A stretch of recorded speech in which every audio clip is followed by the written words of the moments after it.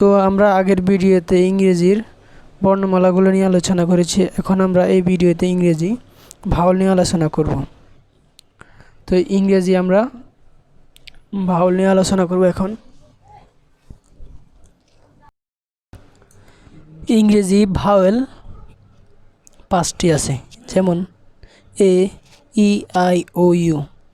তো আমরা আজকে এই 5টি ভাওয়ালের উচ্চারণ সম্পর্কে জানব।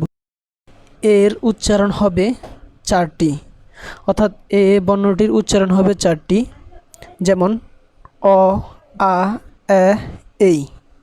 তো আমরা পরবর্তী ভিডিওতে কখন অ হবে কখন আ হবে এই বিষয় নিয়ে বিস্তারিত আলোচনা করব। এখন শুধু আমরা 4টি ভাওয়ালের একটি ভাওয়াল কতটি শব্দ উচ্চারণ করতে পারে তা আমরা শিখব।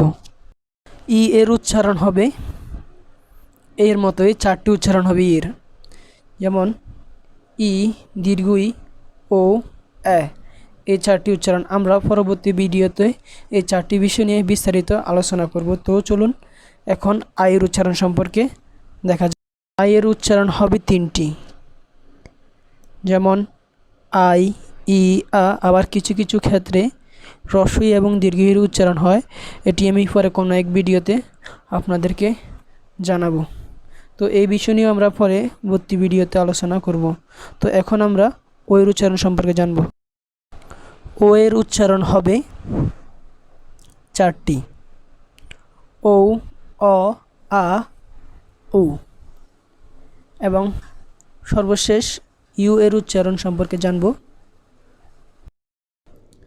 ইউ এর উচ্চারণ হবে 3টি, ইউ, উ, আ।